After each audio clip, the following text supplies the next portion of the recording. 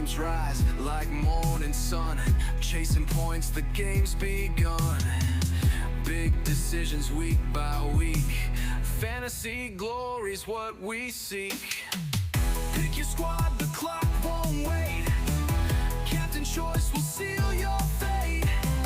Two enthusiasts breaking it down. Fantasy kings, we're taking the crown.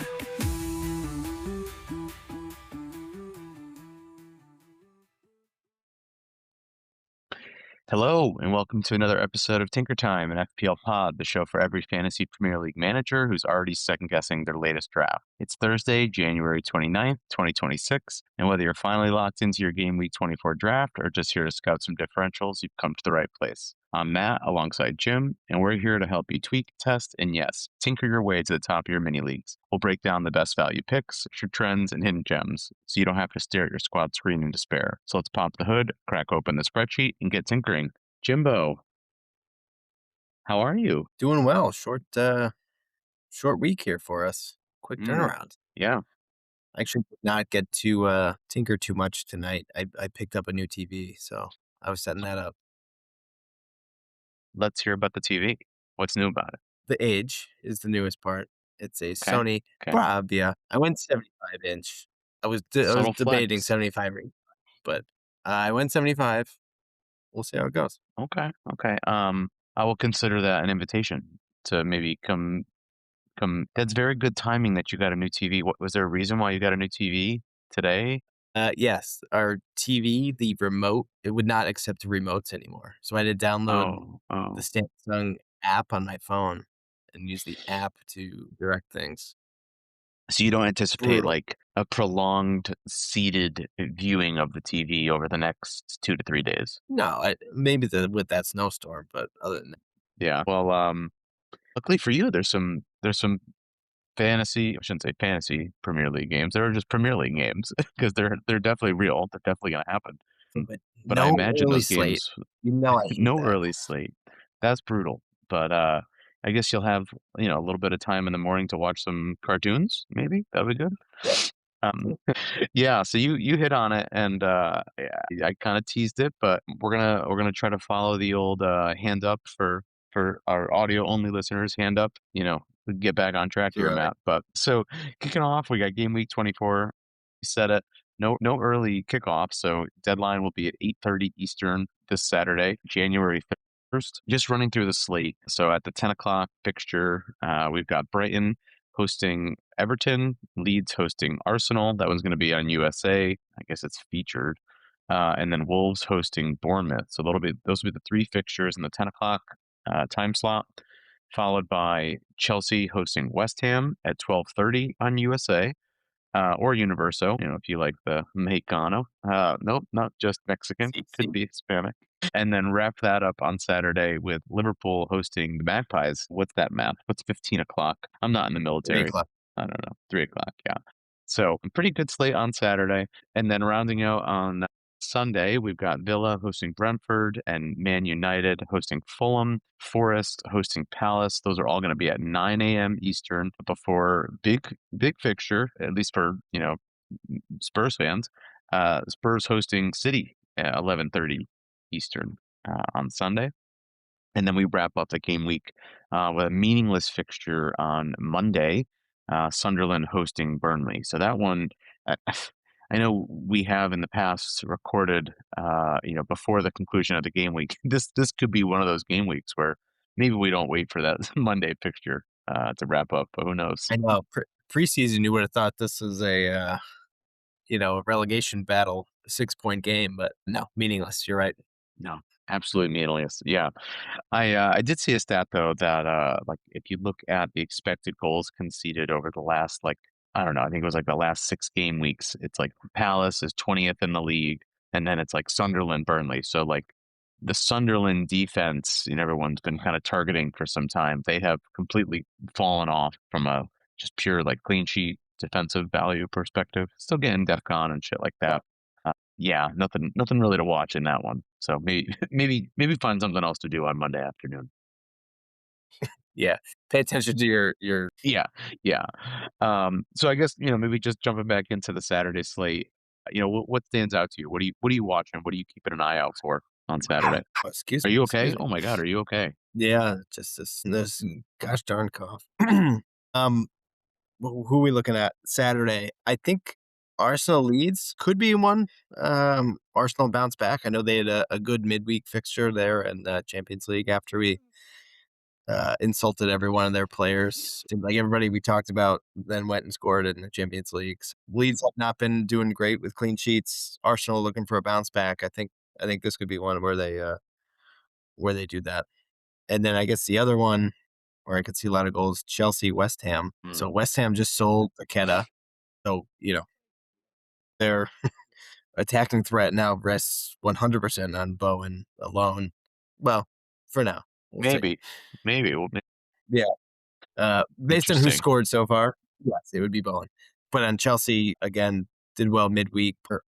Came off the bench, got 2 assists. So I know I was closely monitoring his status there. So, if he's back, even if he's not, the full 90, if he's 60 minutes, you could definitely see him scoring against West Ham. Yeah. Yeah, I think I'm with you there. I think just to reiterate, the Arsenal fixture there, which Arsenal are we going to see? Right? Are we going to see the team that is top of the table start playing like they're top of the table, or the team that's been scuffling? Leeds is kind of that fixture that if you were looking for a fixture to turn your season around or kind of turn a cold streak around, that could be the one. I think with all the news around double game weeks, and we'll probably talk about that in a couple minutes here. But with some of the news coming out of potential double game week 26 related to Arsenal, might be a little bit comforting and reassuring to see Arsenal and some of their attackers and some of their defenders get back into that top of the table form. Scoring, keeping clean sheets, getting DEFCONs, right, staying healthy. So definitely keep an eye on that one. And then, yeah, on that Chelsea West Ham fixture. So I didn't realize it, but West Ham have actually conceded the most goals in the entire Prem this season, which I guess I think they're really bad defensively, which I don't know. I guess the beginning of the season, everyone was talking about, what was it? Aaron Wan-Bissaka. They were talking about Malik Juf out there putting crosses in the box, but like the defense has just been brutal for West Ham. So yeah, I mean, if Chelsea's that other team that could potentially have a double game week in 26 if they're able to overcome that 1 goal deficit to Arsenal next week. We'll find out more in that midweek fixture. But this is that run of fixtures that we were talking about with Chelsea. This is definitely one I think to target. Maybe one that you could see some managers bringing some blues into their squad. Maybe 2, maybe 3. We could talk about that a little bit coming up too. But yeah, I would say those 2 fixtures definitely stand out on Saturday. And just before we leave West Ham, I apologize, Adama Traore. I totally had you mixed up with Alex Iwobi. My mistake. You did. End up. You know what? I think it's my fault because I planted that Iwobi stat a couple weeks ago, and you have not stopped thinking about him. That's really what it was. I've not stopped thinking about how incorrect that stat was. Yeah, yeah. Iwobi just stays relevant even when he's not. So yeah, good for him. Good for him. What about All Sunday? right, and then so Sunday's interesting. I mean, I think the feature game is going to obviously be Spurs City. They get their own time slot, but those 9 o'clock fixtures, I think Palace and Forest is going to be an absolute stinker.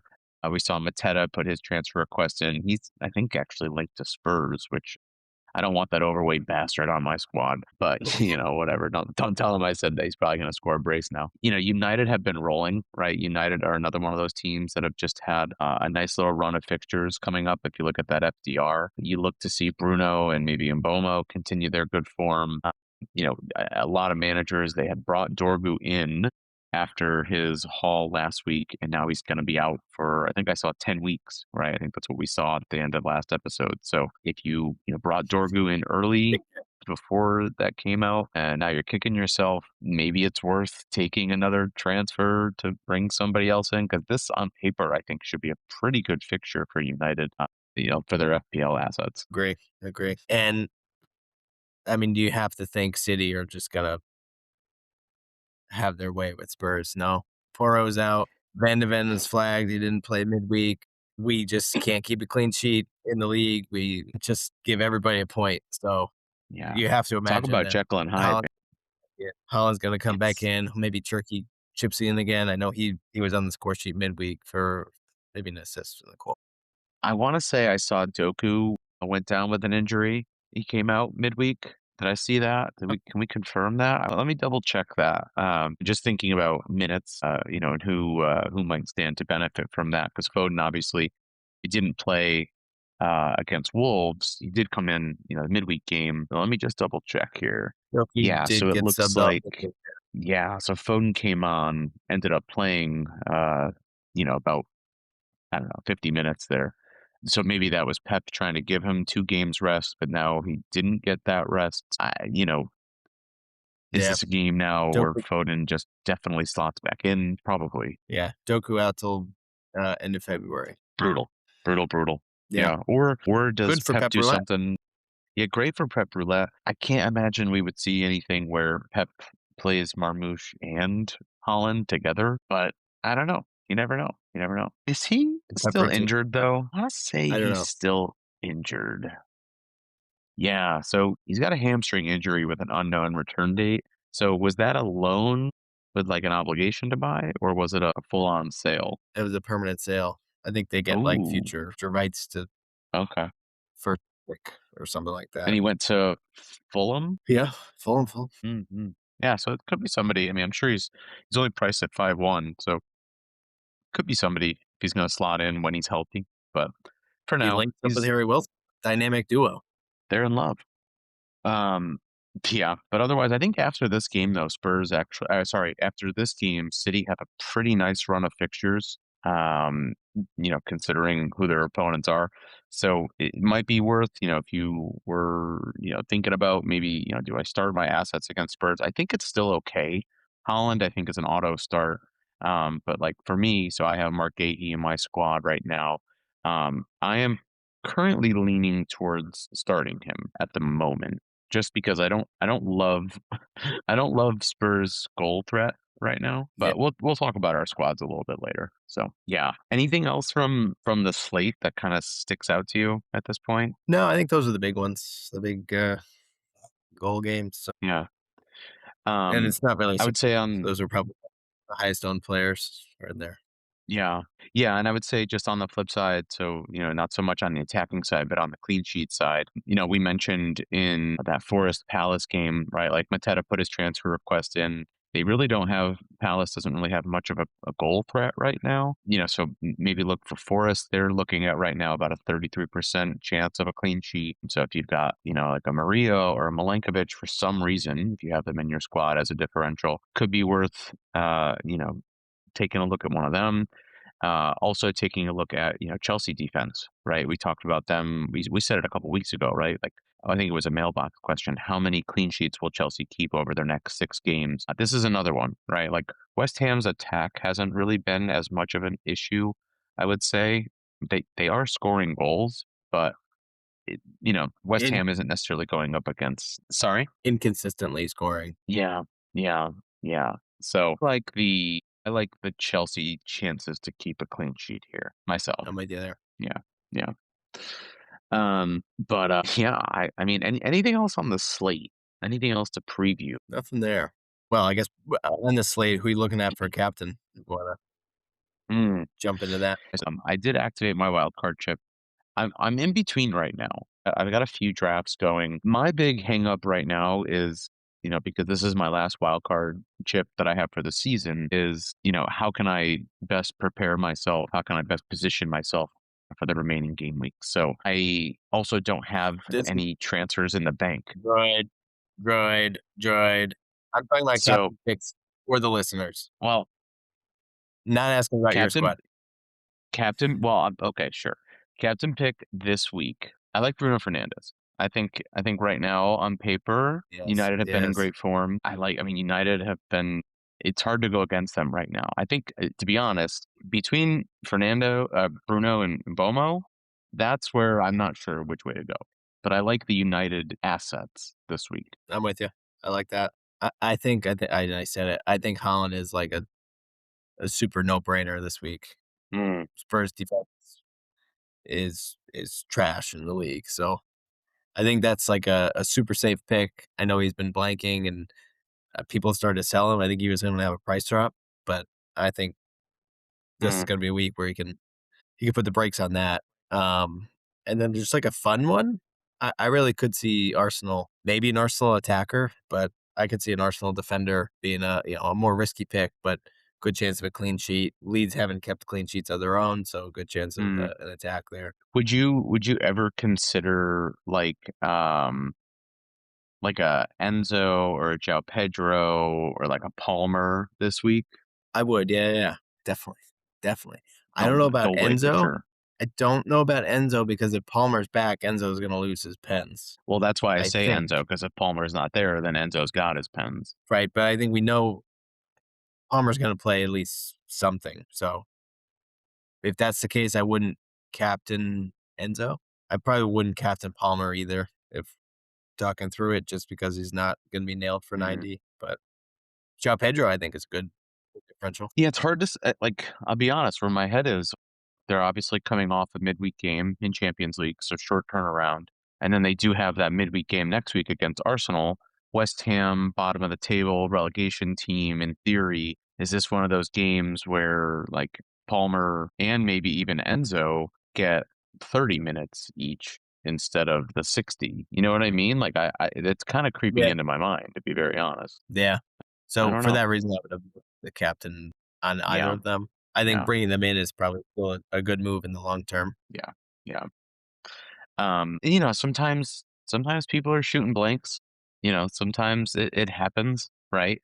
Sometimes players just take shots and they just don't score. But it's really important though that those players, they still are making sure that they're taking care of things at home, they're taking care of their business, and they're taking care of their domain. And Jim, this episode is brought to you by the master of your domain, the ultimate test of human willpower, the competition that doesn't require a gym, a track, or a uniform, just a quiet room, a steady hand, and a complete, unwavering dedication to doing absolutely nothing.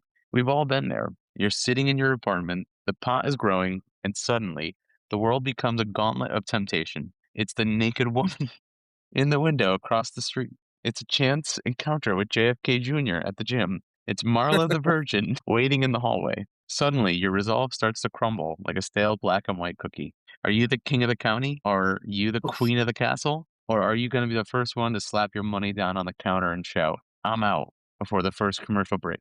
Being the master of your domain isn't just about self-control. It's about the glory. It's about the look of pure, agonizing respect in your friends' eyes when they realize you've made it through the night without treating your body like an amusement park. Oh boy. It's a lonely road, sure, but the view from the top of the manor is unparalleled.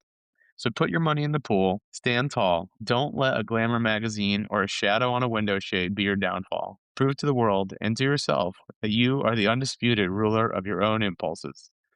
Visit masterofyourdomain.com and use code TINKER to get 50% off a King of the County silk robe. That's masterofyourdomain.com, code TINKER, the master of your domain. Because sometimes the hardest thing to do is nothing at all. Back to the top. Oh, I thought that was very, very timely, considering life.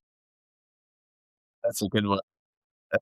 Still yelling, "My son treating his body like an amusement park" is one of my favorite lines in the whole I have tears. I have literal tears in my eyes right now. I'm crying. Oh my God. The connection is so bad, I cannot even see you. Can you see me? I can see you clear. Can you hear me okay? I can hear you. It seems like there might be a delay. That's it wouldn't surprise me. I'm in a third world country over here on the other side of town. You look like 8. Yeah. It's okay. As long as it sounds okay. That's all that matters. All right. So we're flying here. Love it. So we went through captaincy picks. We do have to also do our captain's draft. So just as a reminder, so Jim is sitting at 49 points. I am sitting at 55. Jim, it is your pick this week. Pick first. I'm going to go Arsenal. Who shall it be, though? I'm going to go Gyökeres. Wow. Yeah. Gherkins. That's a pick. You need to see a doctor tomorrow for sure. Lots of lyrics. What about you? I am going to go Morgan Rogers. I think he's due. I think Tielemans is out. I think John McGinn is injured. I think Ollie Watkins is out. I think that puts Morgan Rogers on pens. So I'm gonna go Rogers. So do you know what happened today? He subbed out on the 35th minute for Watkins. Did Watkins get hurt? He must have. I mean, why else would he come Or on? did, yeah, I don't know. He had to. It's like point Right? wise, it didn't. Let They me were go to down a the. goal. Let's see here. Let me go to the mob font. Watkins isn't flagged in FOB mob or anything, so I didn't see anything. I don't know. I just didn't know the reasoning. No, yeah, he just came off. He's not flagged. Yeah, that's true. I mean, I can't imagine it was tactical to come off in the 35th minute. Yeah. I don't Who know. knows? We'll Yeah. see. Yeah. So we'll see. Maybe he avoided a long-term injury, but just with the short turnaround, they're gonna probably rest him. So I don't know. But good pick. Differentials. Good picks. All right. So I got some hidden gems here for you. We're gonna keep the same format. I'm gonna give you 3. You tell me which one you like the best, okay? We've got for keepers, we've got Matt Sells at 4.6 mil. We've got Emmy Martinez at 5 mil and Bert Verbruggen at 4.5 mil. Who do you like? I'm trying to pull it up side by side to see who they're playing. So Saturday, Sells is versus. So Sells has Palace, Villa has Brentford, and Brighton has Everton. I would probably go Sells, Verbruggen, and then Martinez. Yeah, so Sells only owned by 5.6% of managers. It's interesting to see him as a differential at this point in the season. Just thinking about all the hype that Forest defense had at the beginning of the campaign and kind of where they've fallen to. But, shit happens. Yeah, just haven't. Well, I mean, Palace just have no real attacking threat at the moment. They brought in BJ, but if they're going to lose Mateta, right, he's not going to be able to do it on his own. Although Mateta's not really a big loss. Well, he's a big loss, but So what have you done for me lately, league? And yeah, he's been a lot of sitting. Yeah, but yeah, and then Everton, Jack's out for a while. I don't know if Shrewsbury Hall's back. I don't think he is yet. He was back on the squad last week. He was on the bench. I think he got a few minutes. So I think I don't know if he'll start, but I think he's back in consideration. Yeah, but without Jack, I don't know. I just don't see them as big of an offensive threat. And I would put Emmy third just because of Thiago. Yeah, a lot of those goals have been pens. Goals are still goals, and Brentford hasn't been that bad. Very true. Very true. Yeah. I think there might be a couple more, at least one more name on Everton attack that'll come up. So we'll hold off on that. But speaking of Palace attack outside of BJ might actually come from their best attacker might come from one of their defenders who's on this next list. So we'll talk defenders. We've got Calafiori over at Arsenal at 5.6 mil, Daniel Munoz priced at 5.8 mil, and Ola Aina 4.7 mil over at Forest. So kind of the same conversation as Sells, but go ahead. What do you think? I can't get behind Munoz. And I'll tell you why. Palace have not won in their last 11 matches. They haven't won since December 11th. That's bad. Really bad. I don't think Munoz coming in is gonna solve that. Although he even played last week at Chelsea. So yeah, I would put him at the bottom. I would put Calafiori 1, 2, Munoz third. Oh, you put Munoz at the bottom. Interesting. I mean, do you think they're gonna have a better chance of a clean sheet than Forest? I mean, really, you're looking at Aina versus Munoz for that. And I would think Forest have, been scoring, even though it's kind of inconsistent. Gibbs White here and there, but I don't know. I trust Forest more than I trust Palace at this point. So yeah, that's an interesting point too, because those are two teams that are quite literally combating each other. The question isn't like, to me, do you like Palace's clean sheet odds better than Forest clean sheet odds? I don't think Palace has any clean sheet odds, to be very honest, unless Dean Henderson is just on his head. I think the question here is, do you like Munoz attacking odds better than you like Forest's clean sheet odds? That's the only value I see for Munoz at this point, is as an attacker, as an attacking defensive threat. I mean, what is his? I'm just pulling up Munoz's results here. I mean, he's been out a long time. He had 14 points in game week 14. 14-12, and then 10-8, and then 9-3. Apart from that, so 4 weeks, he's had more than a clean sheet. That's not that good. 4 weeks out of. It's not that good. No. I mean, granted, he missed 10 games, but. And he's not a DEFCON guy either. Yeah, I don't know. I don't think he he's seemed to gone there thrive. once. Yeah. He seemed to thrive better last year when he could, use his speed, run up the ring, cut the wing, cut the ball back to Eze, or find Mateta in the box. But he just isn't free to link up to anymore. Yeah, So. and I misspoke. He did get DEFCON 3 times. I think if you're looking like longer term, Palace do have like a nice little run of fixtures over their next 4. So like maybe that could be your thing that brings him in. But just for this 1 week, I would agree with you. I think Aina's a better pick. Plus he's cheaper, lesser owned too. Speaking of lesser owned, moving on to midfielders. So we've got Ismail Yassar at 6.3 mil, Cunha at 8 mil, and Moises Caicedo at 5.7 mil. So we're still sticking with Palace here, but we're bringing in United and Chelsea into the fold. What do you think? So I mean, for everything I just said, I think Sarr is probably at the bottom of this list for me. Again, he really hasn't done that much. I mean, he was at AFCON, so you got to take out those weeks. But apart from Some that, respect on AFCON, but okay. He hasn't had a great year. I mean, he had 1 double-digit haul in game week 6. And apart from that, a couple 7 points and an 8-pointer. So he's not really having a great season. I think we're kind of hoping that he would fill in that Eze slot and, get back some of that pizzazz he had at Watford a few years back. But it just hasn't been the case. So he would be at the bottom for me. I probably put Cunha at the top, just given United's how they've been playing. Granted, he might not start. He might come off the bench, but we saw how that worked out for him last week. So I put him at the top and then Caicedo second. Caicedo's a wild card, man. He's just a walking yellow card. Yeah. I mean, I think really there it's just trying to get a piece of the Chelsea fixture run. It's probably the cheapest way in. I think even looking at Chalobah right now, he's priced at 5.6. So, I mean, if you can afford Caicedo, I would just find a way to get Chalobah in your team, to be very honest. Yeah. Granted, Chalobah's owned by, 21.5% of managers, so not a differential, but, you want your differentials to score points. You also just want points. Sometimes just take the points. That's true. You also don't want yellow cards. Speaking of yellow cards, so we've got a couple of forwards here. I should say 3 forwards. So we've got Mr. Barry over at Everton, priced at 5.7 mil. We've got Liam Delap, Mr. Walking red card at 6 point. It's walking injury, I should say. No, red card at 6.2 mil. And then Jared Bowen at 7.6 mil, who is still somehow a differential, only owned by 8.3%.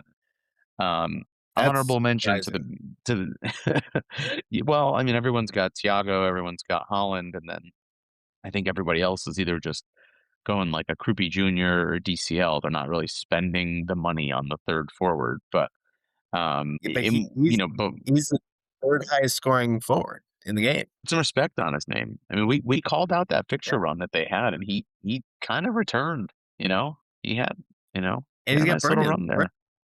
Well, he's also got a teammate next to him that could be helping him out too. So honorable mention to the pigeon himself, Tati Castellanos, taking a look at his numbers as well. And I guess we won't really include him for the purposes of this exercise, but just to give him a little love because near and dear to New York City FC.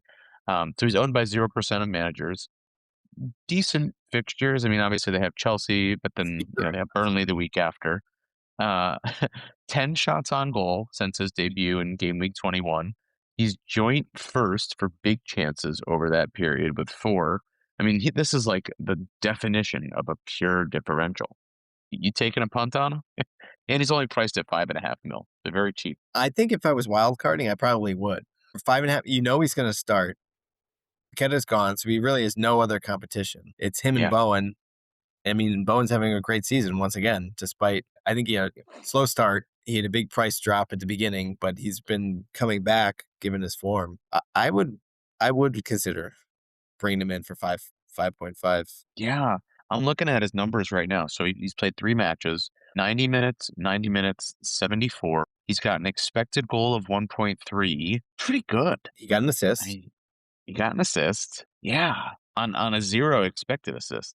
So that's really good. I didn't see it. It might be another, He actually got Salah tapping 9 the ball. yeah. He actually got DEFCON in the last match too. Can you imagine if he were to start throwing in some DEFCON? Man, He's a workhorse. He's gonna be hustling out there trying to justify his price. I love Taddy. I love Taddy. You might have just talked me into him. Man. Anyway, I could see bringing it it. back. So Bring it we've back, got yeah. So for all those reasons, Bowen is number 1 for me there. Yeah. even against Chelsea this week. Even against Chelsea because I don't know if Delap is gonna start. Well, so that's João where I Pedro's think a short Pedro's been turnaround. yeah, Like if there was a fixture for Rossinier to rest his first choice A team, it would probably be against the team that has conceded the most goals in the history of the Premier League. You know, yeah. I feel like you're also I don't want to speak for you.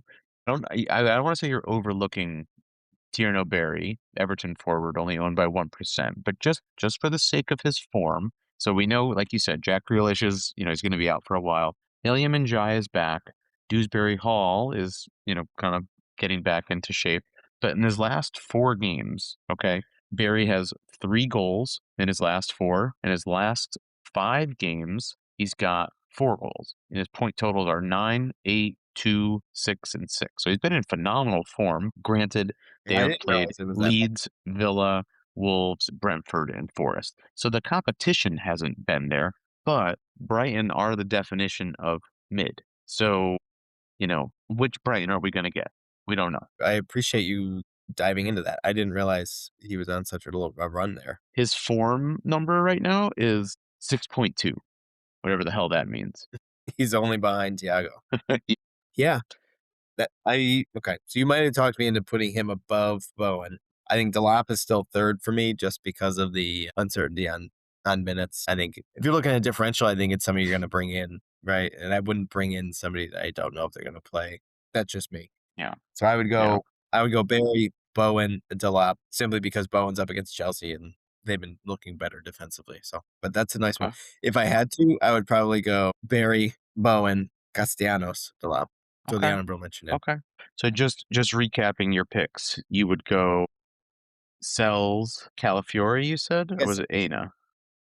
I think I said Verbruggen. You said Verbruggen. Okay. I just want to make sure. Now that I know Barry's on a hot streak, who knows? Whatever. I said that's a good hedge. I said Verbruggen, Calafiori, Acuna, and Bowen. Nope, Barry. Damn it. We'll try again next week, boy. Oh, you heard it here, folks. There's Jim's differentials pick. We got to get a little jingle for this section. I think you need a little musical intro there, interlude. All right. Thank you for those picks. So we've got a few burning questions. We're going to try to rapid fire these because they're kind of the same question. First question off the rip. And I think the question here is more so about the timing. Should Foden to Bruno be a priority this week, considering, right, Doku just got injured, and considering United's form and who they're playing? Is Foden to Bruno the priority this week? What do you think? I think it is. I really like that matchup against Fulham. It's hard to ignore. Yeah. I mean, I think I said it. Bruno and Palmer are really who I would love to get in. I don't think I could do both of them. But I think this is the week you do it. Yeah, Tottenham haven't been great. Foden's also been on, a little bit of a cold streak there. So even if he's got the minutes, he's not the Foden that we saw in game weeks. What was it, like 12 through 18 or whatever? Yeah, he's ice cold. Yeah. Yeah, I'm with you. About you? I think, well, I mean, if I had no transfers in the bank, would I take a hit to do it? No. I think you could feel secure that Foden will get minutes this week against Spurs, especially considering the Doku injury. So if it's a matter of do I need to bring somebody in because I'm not confident in his minutes? I would say the answer is no, but I'm with you. I like the Bruno matchup against Fulham so much so that if I had a transfer in the bank and the money was there, I would absolutely bring in Bruno. Because the other thing to keep in mind, so City is playing Spurs this week, but then in game week 25, United is playing Spurs. So it's kind of the same argument. You're either going to get Foden against Spurs or you're going to get Bruno against Spurs. So just you can't even say, oh, well, you want whichever one isn't playing Spurs because they're both going to play Spurs unless you make the same transfer. You transfer both player out 2 weeks in a row. So yeah. So good question. Okay. Oh, you got something else on that? Okay.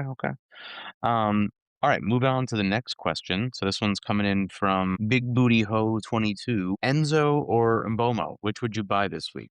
It's kind of a similar question. Mbomo. I like Enzo a lot when Palmer's not in, but I don't know.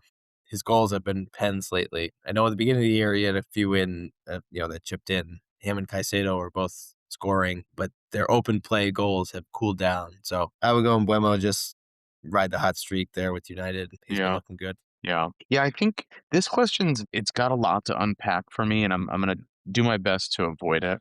The first thing I think, just these two players, they're different price ranges, right? So it's very realistic that you may have enough to afford Enzo, but you might not have enough to afford Mbomo, right? Enzo right now is priced at 6.7, Mbomo's at 8.3, I think last I checked.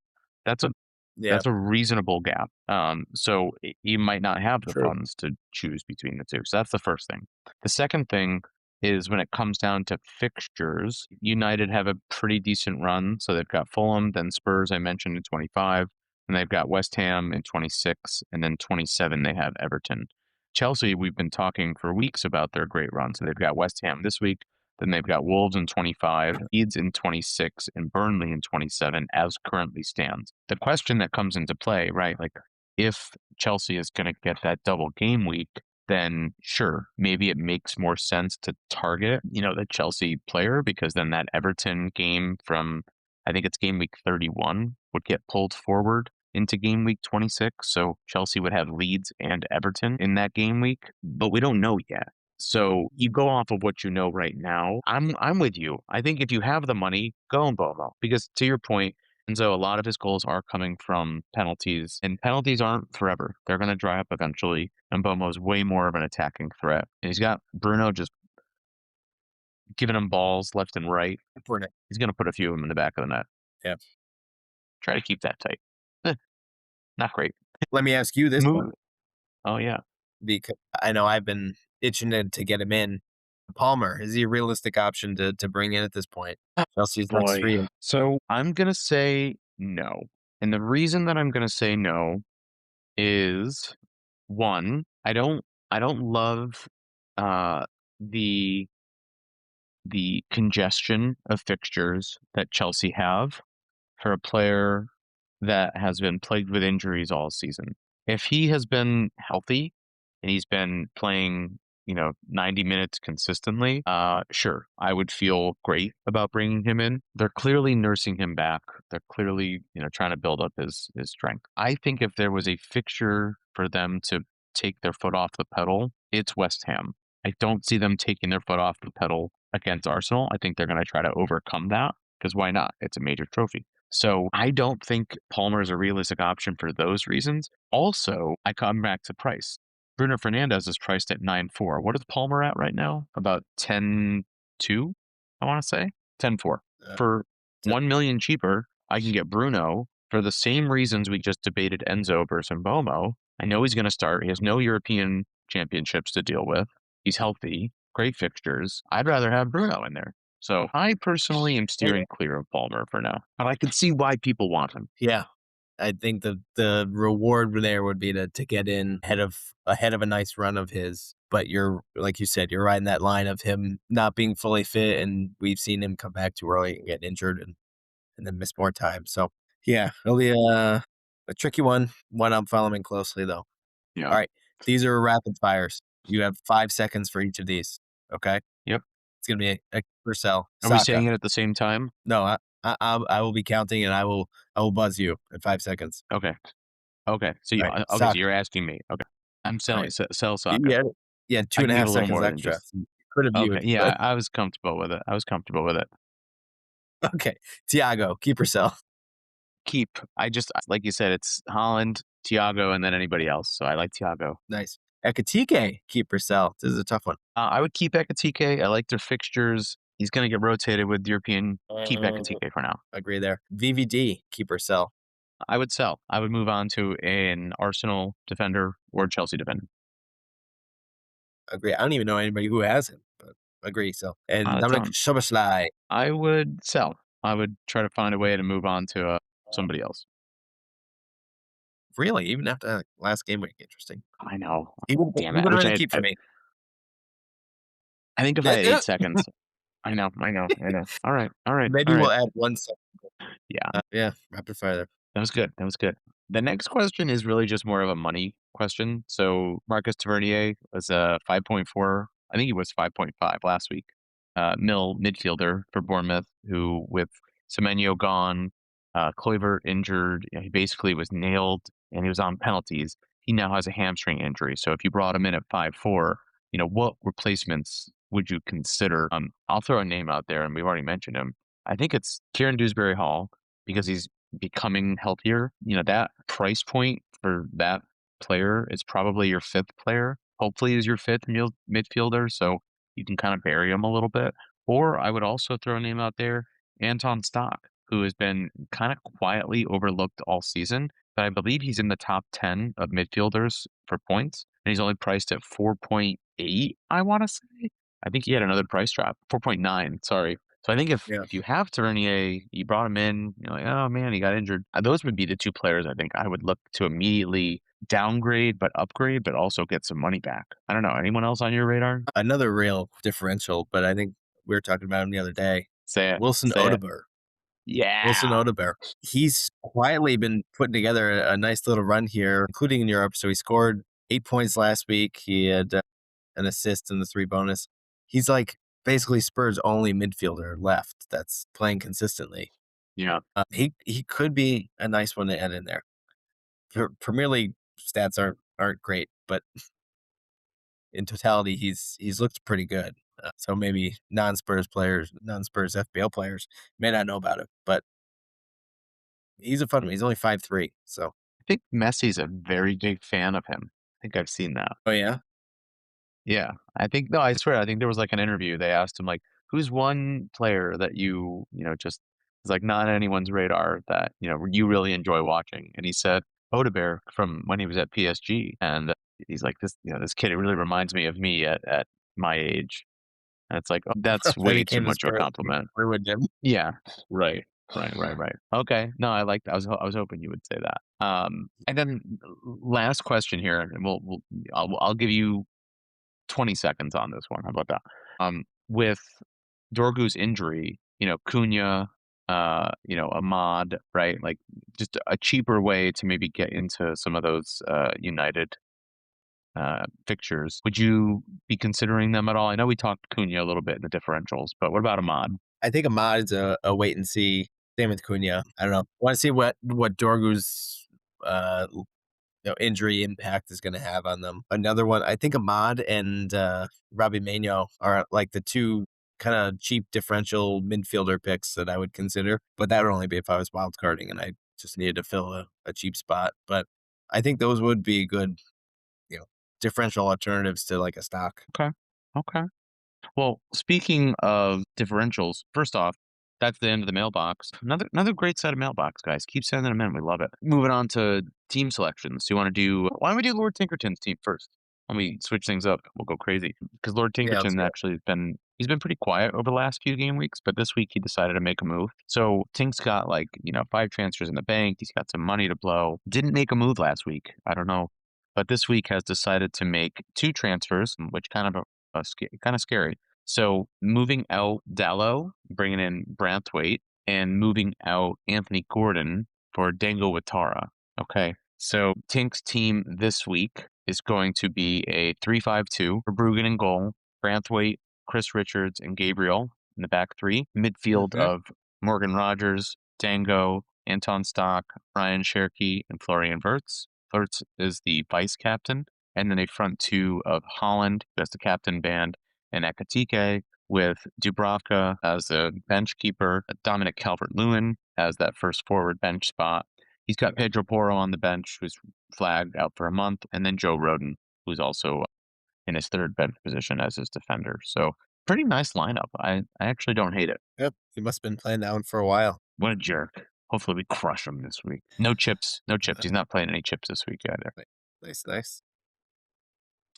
Yeah, about so you? for me, so I'm between two. So I rolled last week, so I have two transfers. Excuse me. I got to get Poro out, and I want to get Anthony Gordon out. So right now I'm between bringing in Chalaba and Bruno or Anya and Palmer. So I can't get Palmer and Bruno, so it's between the two. So I'm probably going to do Bruno and Chalaba because I think that's probably better in the long run. Okay. But I really want Palmer, but we'll see. Okay. Interesting. How about yourself? Interesting. Well, I have activated that wildcard chip. I'll walk you. I'm not going to say who I moved out, but I'll just kind of talk through my team as it stands right now. So if game week started in a minute from now, team would look like this. Sanchez in goal. We're going 4-4-2. So we have Timber, Chalaba, Marquehi, Gabriel. A midfield of Bruno Fernandes, Mbomo, Declan Rice, and Enzo, with Bruno getting the armband. And front two of Erling Haaland and Thiago. Vice on Mbomo, actually. My goalkeeper is Dubravka on the bench. And then my bench forward is Krupi Jr. over at Bournemouth. And then my midfielder is Anton Stock. And my defender is Maxime Esteve, a Burnley defender. After having all of these conversations, I think if I'm exposed anywhere, it might be a lack of Everton. And the reason that I say that, right? So if Arsenal get the double game week in 26, I'm covered, right? I've got 3 Arsenal players. If Chelsea get the double game week in 26, I've got my 3 Chelsea players. Everton play that week. It might be worth having a Tarkowski in the squad just because Tarkowski's going to probably get at least 90 minutes both times and 2 DEFCONs. So that's almost a guaranteed 8 points. And that's if they do nothing else. So I might try to see if I can get Tarkowski into the squad. The concern right now is really just Gahey, because I don't love starting Gahey against Spurs this week. But like I said, I like City's fixtures 2 game weeks out from now. And so they have Spurs and then Liverpool, but then starting in game week 26, they have Fulham, and then after Fulham, they have Newcastle, and then Leeds, Forest, West Ham, Crystal Palace. So it's actually a very nice City run. So that's where it's like, if I'm pulling the wild card early, I have to think about those things, unfortunately. So, yeah. So I'm close, but not there yet. All right. You don't think you're putting too much emphasis on this potential double game week, bringing in Chelsea? You really want Enzo for the rest of the year? Well, so I have a plan to move off of Enzo. The plan was to move because eventually, right, Chelsea's run kind of peters out. I don't think we need Enzo much past like game week 28, and I'm kind of just, my hope is just to bank transfers between now and game week 28 so that I have 4 or 5 and I can almost like kind of have a mini 4 or 5 a transfer week in a few weeks. That's always the goal, but I'm sure I'll probably go off the hinge and make a transfer when I don't need to. One injury is all it takes. Well, yep, I know, Jim. Everything I do is just blowing up in my face lately. All right. Well, hey, it's your team. I'm trying. I can't expect things to change if I don't do anything. Be the change you want to see in the table. So true. You have any suggestions, any players that I'm not thinking of? Nobody that we haven't talked about already. Fair enough. Yeah, I mean, I think the only other thing would change. Evan Nilsson's on his way up tonight. Gabriel's on his way up tonight. And Tijani Reinders and Minta, your boy Minta, they're on their way down tonight. So only a couple price changes at this point in time. You're not playing Minta, and that might come back for you. Best midfielder in the game. The best midfielder. Maybe that's the move. Enzo to Minta. That'd be nice and cheap. Did we miss anything? I think so. Are we ready for game week 24? It's hard to believe it's already 24. We're flying through. I cannot believe it. We're almost 2/3 of the way done. I know. It's insane. But we still have plenty of time to catch up to you still. It's almost February. February 1st. We have like 4 months left. Not even 3.5. It's crazy. But it's not crazy? Going and subscribing and following us on Spotify, Apple Podcasts, YouTube. Drop us a comment. Let us know, what are you doing? Are you dropping your wild card this week? Who are you captaining this week? What do you think of our differentials? Let us know. Are we crazy? Are you worried about Jim? Do you think he should have had a bigger TV? You think 75 is big enough? You think he should have gone bigger? Too big? Do you think he's compensating for something else in life? We don't know. Let us know what you think. And it's still not too late. As always, we will drop the code to join our mini league in the description. And as always, thank you for joining us on Tinker Time. Don't forget to like, subscribe, hit that notification bell, and drop your captain picks in the comments. We will see you at the end of Game Week 24. Happy tinkering.